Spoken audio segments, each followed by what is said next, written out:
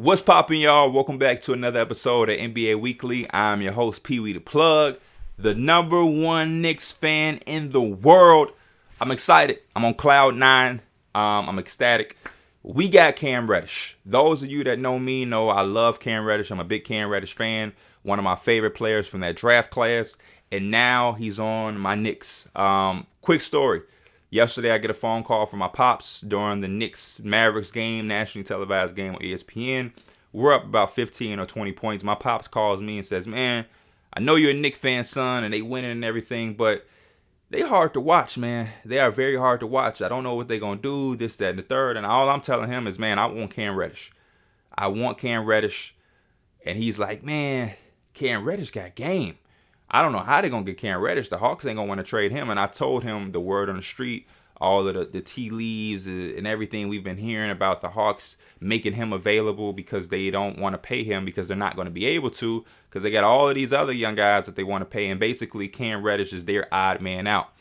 Fast forward to this morning. I'm laying on my couch. I'm watching ESPN. They're talking about my Cowboys and Dak Prescott. So I'm all ears. I get a notification on my phone that tells me that Cam Reddish is coming to my Knicks along with Solomon Hill and a second-round pick from Brooklyn, and all we're sending is Kevin Knox and a 2022 Hornets pick that's protected.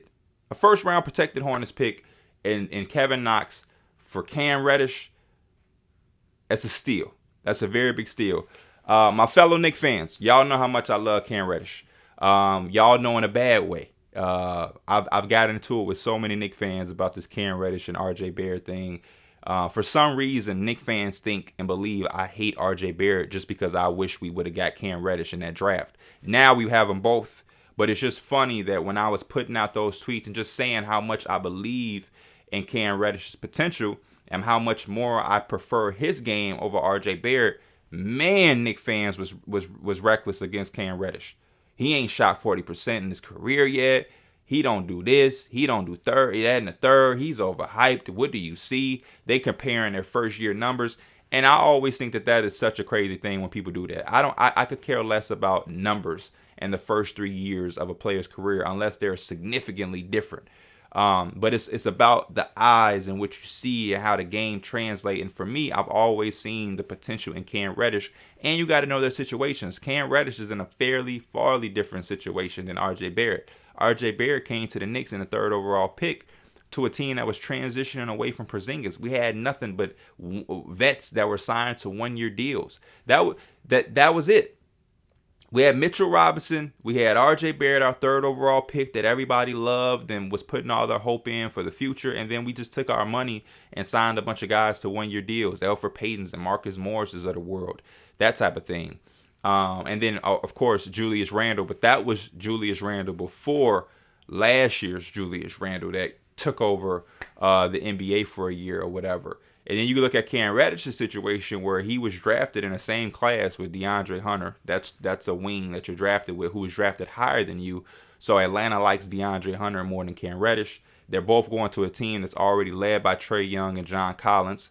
Kevin Huerter, who was drafted with Trae Young, they had higher than him in the rotation. So in the door, Cam Reddish isn't a priority. He's already like 5th, 6th option on a list, barely fighting for minutes. Then you add in Clint Capella, they add in Bogdanovich. He's only falling lower. So he's fighting for minutes. RJ Barrett just trying to fight for shots because of the one-year deals that the vets were on. They were, looking away from RJ Barrett in some moments and instances.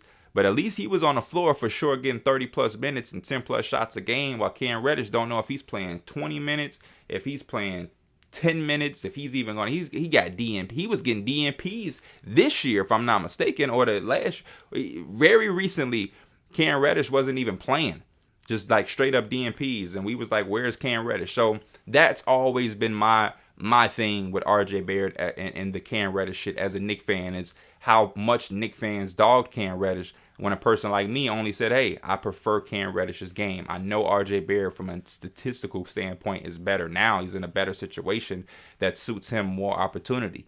But now, those same people, I'm sure, when I go back on Twitter, I'm going to see even more of them high-fiving each other and celebrating the fact that he just got Cam Reddish. But 2 months ago, they was telling me how bad he is. Ain't that some shit? But luckily for me and my fellow Knick fans that I was disagreeing with, they're both on our teams.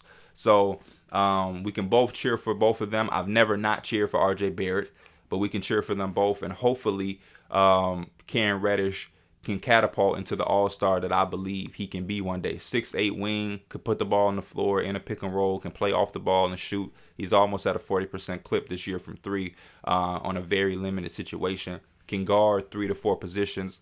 And is only going to get better on that side of the basketball. And I just believe in him because I believe the NBA a lot of times is about situations and opportunities. Don't get me wrong. There's a lot of guys that were, overly glorified or overly hyped that just wasn't that good or didn't have the proper work ethic.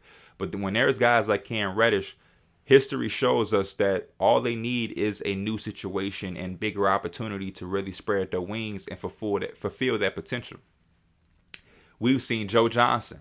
Joe Johnson, a lot of y'all probably don't remember, but was drafted by the Boston Celtics. He was a top 10 pick. I think he might have went 9th or 8th overall. But he was drafted to a team that already had Paul Pierce and Antoine Walker. Joe Johnson is a guy who can create for himself, be an isolation scorer, make something out of nothing. Paul Pierce was already that for Boston Celtics. And they already had Antoine Walker as the second option. So where does Joe Johnson fall in line to get his at? Luckily for Joe Johnson, during his rookie year, he was traded to the Phoenix Suns in a Rodney Rogers deal that sent Rodney Rogers to Boston. This situation was far more better for Joe Johnson in his career. Not that he would have failed in Boston and not been successful, but I don't know if he would have had the height of success that he had in Phoenix or if it would have been at a faster rate. Because what Phoenix offered was for him to be exactly who he was. A guy who could create for himself on the perimeter and be one of your first options as a perimeter scorer. Not the first option of the offense, but shit, if the shot clock is winding down and we need something created, Joe can go get his out of nothing. Or a late game situation, Joe could go get his. Obviously, the offense flowed through Steve Nash in that open offense pick and roll 7 seconds or less. But Amari was an athletic post guy who played in the pick and roll with Nash, lobs and all of that before he developed his post game. Sean Marion was a versatile defender, open wing guy, can get up and down. And then Joe Johnson was the scorer. And Steve Nash, at that time, traditional point guards just looked to pass the ball. And Joe Johnson could get his and also play off of Steve Nash. So it worked perfectly. Who else do we have? Gilbert Arenas with the Warriors. His rookie year was a little quiet to the end of it. Some injuries and opportunity opened up. He took off. Sophomore year, he started every game, looked like a totally different player. And he was able to leave and go to Washington after he proved himself and got a big bag that now we have a Gilbert Arenas rule that doesn't allow rookies to do that. Draymond Green. Draymond Green was sitting on the bench when he first got to the Warriors as a second-round pick. Was waiting for an opportunity. David Lee goes down with an injury. Draymond Green becomes the instrumental piece to a dynasty, the best team we've ever seen assembled. This guy would just sit on the bench for the first couple of years. You look at the guys from the Lakers. How many guys have the Lakers had who left and took off? DeAngelo Russell. I talk about DeAngelo Russell's career all the time because I think it's just crazy, the start of it. It was so unfortunate. He's drafted by the Lakers, who his rookie year is doing the farewell tour with Kobe. The Lakers are coached by one of Kobe's friends from the NBA, Byron Scott. Byron Scott was a Laker when they brought in Kobe. That was his vet. They're now friends, and he's the one that's coaching the team. Kobe has all the freedom in the world, as he should have had on his farewell tour. It was the most beautiful thing to see. But as basketball people, we can't ignore how that was like a setback for DeAngelo Russell's progression and development his rookie year. I always compare it to being held back in high school. If you had to do 5 years of high school, or it was like a red shirt, he was really held back. And his sophomore season was really his rookie year, where he was able to do what he did, do what he do and have opportunity and more freedom under Luke Walton, because Byron Scott not only was homies with Kobe and everybody was letting Kobe do his thing, but he was also punishing the rookies for making rookie mistakes, benching Randall and DeAngelo Russell because they were being rookies. And then DeAngelo Russell gets traded after the whole cell phone debacle and all of that. He goes to Brooklyn and reaches all-star status and takes them to the playoffs and goes hard at Philly for a nice tough 5-game series and had Brooklyn turned up before Kevin Durant and Kyrie came. Another situation, Brandon Ingram. Brandon Ingram had a shaky rookie year with the Lakers. And his sophomore season was cool and was better. And we were starting to see signs of what we thought Brandon Ingram could become. And then they brought in LeBron. And there was some ups and downs. Nothing too crazy and consistent. He gets traded in Anthony Davis trade. And the first year he's there in New Orleans, he reaches all-star status. Kyle Kuzma came out the gate on fire. He saved LA because Lonzo struggled that rookie year. And he was the talk of the town, the new guy and everything. Then he slowly started to simmer down a little bit. And then LeBron came, and it was super up and down when LeBron came. They kept him from the Anthony Davis deal. He stuck around, was still kind of up and down, trying to find his role off the bench, less shots. It was real up and down for him. They won a championship in the bubble, but still up and down. He gets traded to the Wizards, and I think that was the biggest blessing in disguise because he's now kind of playing basketball from his rookie year. He's having 20-20 games, double-doubles, leading the Wizards and scoring some nights, hitting big shots, game winners, game tires. This is the Kyle Kuzma that we saw his rookie year. Opportunity and situation. And I'm hoping we can add Cam Reddish to that long list of guys who was just sitting in the back, waiting for a chance, waiting for some opportunity, waiting for a new situation that would allow them to spread their wings to the fullest potential. And I truly believe that this dude can do it. The only thing that I'm curious to see on the Knicks end is where do we go from here? Because obviously we have Cam Reddish and RJ Barrett, but we also have Evan Fournier. We have Alec Burks. We have Derrick Rose, Kemba Walker, Emmanuel Quickley, Quentin Grimes, who the Hawks tried to get from us in the Cam Reddish deal, but we didn't want to do that.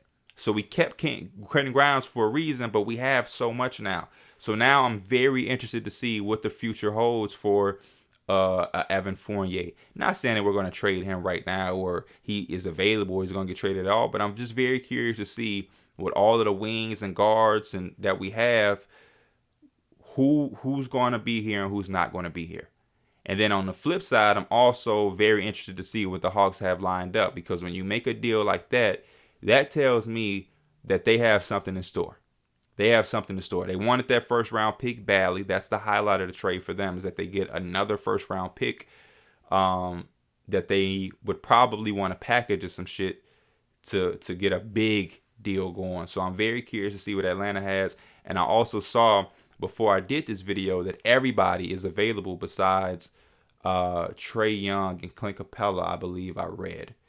So the Hawks are trying to make a very, very, very big splash. So those are the two things I'm going to be looking forward to as the days and the weeks progress. I'm hoping Cam Reddish is available Saturday, which is our next game, which, wink, wink, coincidentally, is going against the Hawks. So if Cam Reddish is ready by Saturday to play, his first game as a Knick will be against his former team, and I'm hoping this kid can drop 30 as a big to the Atlanta Hawks organization. I want to know y'all opinions. What y'all think about Cam Reddish to the Knicks? Is this what y'all wanted to see? I know a lot of people wanted to see him to the Philadelphia 76ers. That would have been a very good spot. Trade deadline is approaching. Trade rumors. The rumors is we're here. The Bol trade. Crazy situation. I just found out Bol isn't going to Detroit no more. Something happened with one of the physicals or the players in the deal. So Bol is going back to Denver, and that is awkward as hell. That is the craziest shit ever. To go back to a team that just traded you because the deal fell through. Holy shit. That can't get as any crazier. But yeah, talk to me in the comments. I want to know, even if it's not about the Cam Reddish trade, let's talk about trades. What you want to see, some trade, proposals that y'all have. I might do an episode where I just go through y'all trades and grade them. We should do that soon. So y'all can send me those in the comments or send me those on Twitter. If you're new, subscribe. Always leave that like. I will see y'all soon. This is NBA Weekly. I am Pee Wee the Plug, the #1 Knick fan in the world. Cam Reddish.